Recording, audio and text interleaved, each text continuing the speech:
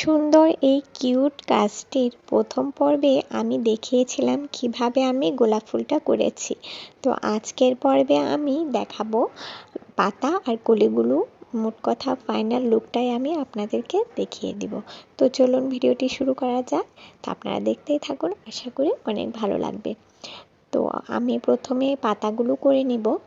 পাতাগুলো আমি একটু মোটা শেপের করে দিয়েছি, কারণ যেহেতু ফুলটা অনেক বড়, তো সেজন্য পাতাও একটু বড় সাইজের দিয়েছি।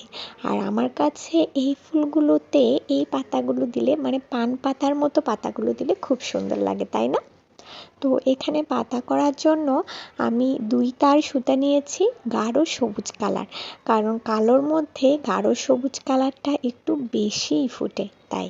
তো দেখতেই পাচ্ছেন আমি ফিশবন স্টিচ দিয়ে প্রথমে পাতাগুলো করে নিয়েছি। পাতাগুলো করার পর এবার আমি কলিতে এসেছি, কলির কাজটা করছি। এখানে কলি আমি 2 তার সুতায় হলুদ কালার সুতা নিয়েছি, যেটা একটু পাকা হলুদ বলে, ওই সুতাটাই নিয়েছি। দেখতে কিন্তু খুব উজ্জ্বল লাগছে কালারটা। তো এখানে যেহেতু খুব ছোট ছোট কলি দিয়েছি, সেজন্য আমি স্যাটিন স্টিচ দিয়ে ভরাট করে নিচ্ছি, যাতে করে দেখতে একটু কিউট লাগে। তো এই যে দেখতেই পাচ্ছেন আমার কলিটা করা শেষ। এবার আমি ডালটা করব। তো ডালটা করার জন্য আমি এখানে ডাল 4 বা ব্যাক স্টিচটা দিয়ে নিচ্ছি। তো এই যে আমার ছোট্ট ছোট্ট এই ডালগুলো করা হয়ে গেছে, দেখতেই পাচ্ছেন কত কিউট লাগছে। তারপর আমি এখানে 2 তার সুতা নিয়েছি একটু হালকা গোলাপি কালারের, বেবি পিঙ্ক কালার যাকে বলে। তো এখানে 2টা করে লং ফ্রেঞ্চ নট দিয়ে দিচ্ছি। দেখুন তো কাজটা একেবারে শেষ মুহূর্তে কি যে মিষ্টি লাগছে। আরও একটি লং ফ্রেঞ্চ নট বসিয়ে দিলাম। তো সম্পূর্ণ কাজটা এখানে আজকে শেষ হলো। তো আপনাদের কাছে কেমন লেগেছে আমার এই কিউট ছোট্ট কুট্টু কাজটি অবশ্যই জানাবেন।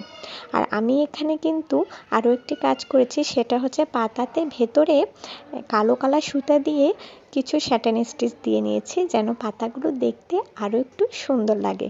তো আমার কাছে তো এই কুট্টু কাজটি ভীষণ পছন্দ হয়েছে। তো আপনাদের কাছে কেমন লেগেছে সবাই কমেন্ট করে জানাবেন। আর যারা এরকম কাজ করতে চান তারা কিন্তু করতে পারেন এরকম আমার কাছ থেকে আইডিয়া নিয়ে। আজকের ভিডিওটি এই পর্যন্ত। আগামী ভিডিওতে আমি আবারও অন্য কোনো নতুন কাজ নিয়ে আসবো। ততক্ষণ পর্যন্ত আমাদের পেজটি ফলো করে সাথেই থাকুন। আর যারা ইউটিউব চ্যানেল থেকে দেখছেন, চ্যানেলটি অবশ্যই সাবস্ক্রাইব করে নেবেন আর লাইক কমেন্ট দিয়ে আমাদেরকে উৎসাহিত করবেন, যাতে করে আরও নতুন নতুন নকশি কাজ আপনাদের সাথে শেয়ার করতে পারি। এতক্ষণ পর্যন্ত ধৈর্য ধরে ভিডিওটি দেখার জন্য সবাইকে ধন্যবাদ।